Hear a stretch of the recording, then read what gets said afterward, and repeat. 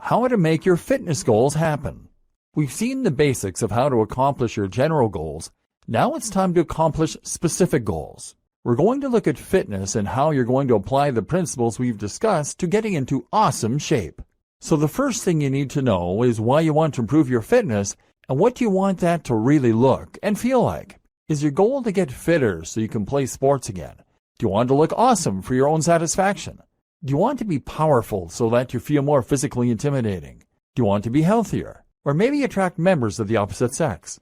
And what is your current situation? What have you tried in the past? Why has it not worked? What is your current shape and size? What are your physical strengths and best attributes? What do you enjoy doing? How much time do you have? This is all very important because it is going to drastically change the way you go about accomplishing your objectives. For example, if you are a man and your goal is to be more physically intimidating, then you might decide that it makes the most sense to bulk. This means adding the most mass possible in the shortest amount of time in order to become a tank. It involves eating a ton of calories and even more protein, resting a lot, and lifting heavy weights.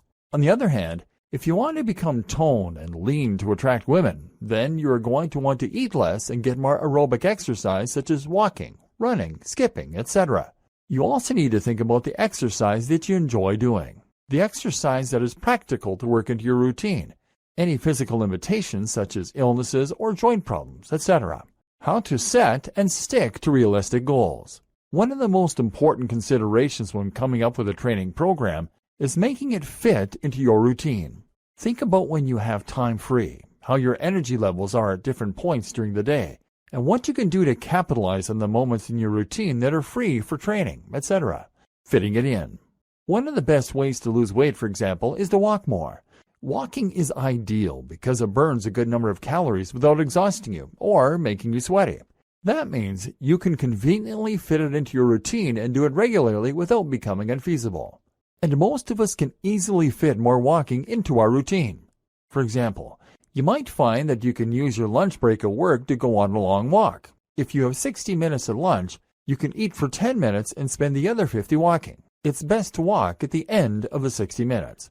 A 50-minute walk each day should easily be enough to hit your 10,000-step goal, which is around 5 miles, and should lead to an additional 3,000 calories, roughly, burned each week. That's the amount of calories you normally burn in a day. More importantly, it will build your fitness significantly, give you more sunlight and fresh air, etc. So forget trying to do intense HIIT workouts 5 times a week that leave you exhausted. Just go for a nice walk that will conveniently fit into your routine. Likewise, you can fit a walk in by getting off the bus early, by walking home from work, etc. The same goes for diet. I always advise clients to stick to a rigid diet only in the morning and at lunch. Why? Because most of us will want to make our evenings a time to enjoy a fun meal with our partners, or we want to go out with friends and enjoy pudding. Conversely, breakfast and lunch tend to be more functional, eaten alone and in a hurry. That means you can much more easily reduce your calories or your carbs at this time during the day and then cut loose in the evening. Think about ways you can make this more convenient for you too. If you pass a shop that sells protein shakes in bottles each morning, then maybe switch your morning coffee for a morning protein shake. This is ideal if you find that the thought of mixing your protein shake and getting it all over the floor potentially is putting you off of actually eating it. Another example might be to work out from home if you're struggling to get to a gym, or to take up swimming if there just so happens to be a pool next to your office. Enjoy it. Your exercise should be something you enjoy. If you have tried and failed to build lean muscle with weights, then clearly you're not cut out for it. Apparently, it just doesn't appeal to what you enjoy. But all of us should find there's some form of exercise we enjoy. Maybe you should get yourself a pair of parallel bars, which are very cheap, and take up gymnastics or hand balancing at home. Or instead, how about taking up rock climbing?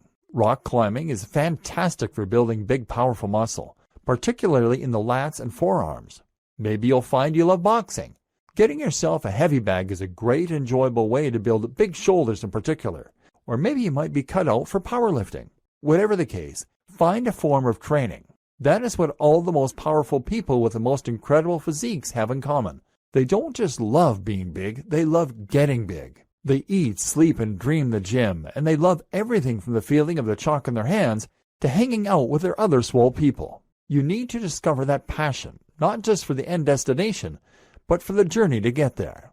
Play to your strengths. Some people are ectomorphs naturally. Some are endomorphs. This determines whether you're a big, bulky type or a lean, hard gainer. Where possible, try to align your goals to your natural strengths. Remember step 2? So for example, if you're an endomorph, then you can focus on becoming a massively powerful Hulk. If you're an ectomorph, then why not go for the lean look that a lot of people love? There's nothing wrong with chasing after the harder dream, of course, but if you're flexible, shoot for the one that you're already gifted in. That way, the results will come faster, and you'll find it more intrinsically rewarding, more quickly. Another tip is to find role models that are similar to you. Look for people who started in your situation, people who have body types similar to your own, but who have made the very most of them. Those are the people to listen to when it comes to training advice, because they've worked with most likely a similar genetic starting point and similar set of circumstances in life to begin with. Take it slow. Remember what we said in the earlier videos? A good goal for fitness should involve working out for 15 minutes, maybe even 10 minutes. Don't come up with insane strategies that involve training twice a day, or you'll find that you gain muscle more quickly and lose it quickly. Be willing to see small improvements over time so you don't burn out. Conversely, don't take it so slow as to not see results. The objective here is to use the MED, or minimum effective dose. That means you're committing just enough time to actually see progress so that you can start to assess and judge your strategy, and so that you can improve it over time. Don't do more, don't do less. By doing all of this, you should have come up with a training program that is effective for you specifically and for your lifestyle and genetics. If you have tried and failed to take up weightlifting several times in the past, then maybe it's time that you took a different approach by swimming 3 times a week after work, or by getting a heavy bag and punching that for 40 minutes a few times a week. Maybe you just do 15 minutes of press-ups before bed. Whatever the case, start doing something right away and then experiment to find what works for you.